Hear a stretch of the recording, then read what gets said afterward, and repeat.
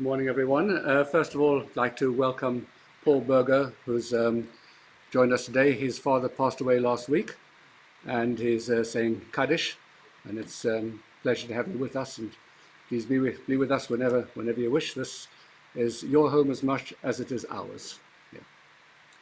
And the gentleman who's visiting us today over here is from B'nai Brak, and he runs a school for about 150 young men, about ages 14, 15, 16. All of them are the rejects of society, the ones whose even some of their parents have rejected them. It's a world in which if you don't actually toe the line, then you're out. He takes them in and looks after them, and he says it's all about just trying to help them to become a real mensch and to give them the opportunity to grow in life, and he's asking for our assistance. Very happy birthday to Bobby Bray. And thank you so much, whoever. I suspect this is the hand of Ellie or someone. Hand of God. Angus, that's we only talk about the hand of God in football, nowhere else. Okay. Thank you, and it's so thoughtful of you to give me a balloon filled with my speciality, hot air. How much knuckles one arm would be getting from the beautiful reflection. So, Churchill was once asked when he turned 80, he said, Mr. Churchill, how does it feel to be 80? He said, well, considering the alternative, very good.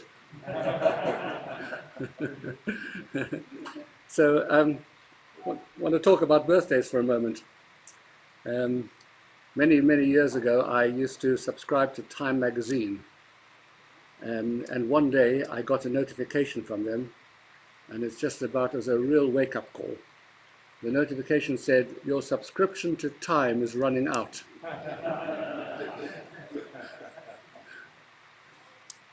The Chofetz Chaim actually put it very beautifully. He said, when you go on holiday and you buy a postcard to send to a friend, or to a loved one, and you start writing, and at first the writing is all very big, you've got plenty of space. So you write nice big letters, big words, etc. And then as you get further down towards the end of the postcard, you suddenly realize there's still a lot of things that you want to say, but you've run out of space. So the writing gets smaller and smaller, and eventually you're kind of like writing around the edges, and on the back and across the top and everything else, because the urgency of being able to finish it, with the little, suddenly it grabs you. And he said that is actually a beautiful analogy for life, because when you're young, you really think that you have all the time in the world. And it doesn't really matter, because I don't have to do anything urgent now. I can do all the other things I want to do. I can have fun and enjoy myself. And there's plenty of time to actually kind of, God will give me a very long life. Let me tell you that by the time you get to the third quartile of a century, age 75, the realization actually has to begin to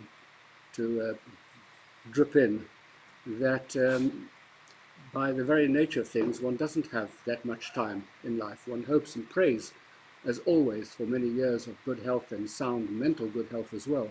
But the reality is that you at a certain age, you realize that you're at the other end of your life, and that is very sobering, because it makes one realize that one has to really think about what one still has to do and what one hasn't done.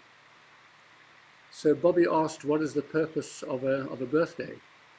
And Bobby, if we didn't have birthdays, we would simply go from year to year to year senselessly, without ever stopping to think about who we are, what we are, why the Almighty placed us in this universe, and what our task is. So I wouldn't want to say that a birthday is a full stop, because that sounds a little bit dramatic. Neither do I want to say it's an exclamation mark, but it's probably something which is more akin to either a colon or semicolon. It's the time to stop and to pause. And that's why historically birthdays, and by the way, the first birthday in the Torah was actually, that's mentioned in the Torah, is that of a non-Jew. That was Pharaoh. It was Pharaoh's birthday. And he also had a reckoning on his birthday. So birthdays are intended to be that day of the year when you just pause, when you take time to reflect, and you ask yourself, what is my life about? What is it that I still have to do? And the older you get, the more urgent that question becomes. And it is an existential question for every human being. None of us can escape that question. And I would simply urge all of you who are just a little bit younger than me to begin to consider those questions earlier rather than later, because when it becomes later, you suddenly realize that you are running out of time.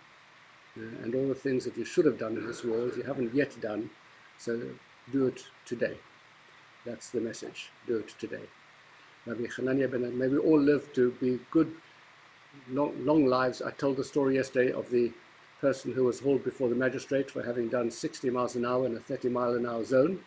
And the magistrate said to him, why is a nice person like you who's never ever had any kind of penalty and driving penalty, what are you doing driving at 60 miles an hour in a 30-mile-an-hour zone? He said, Your Honor, he said, they told me that 60 is the new 30.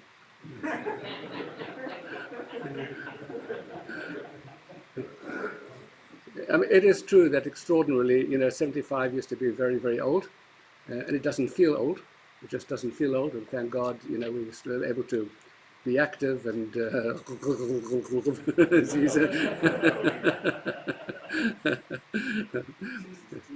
wish you all a good and a long and a healthy life.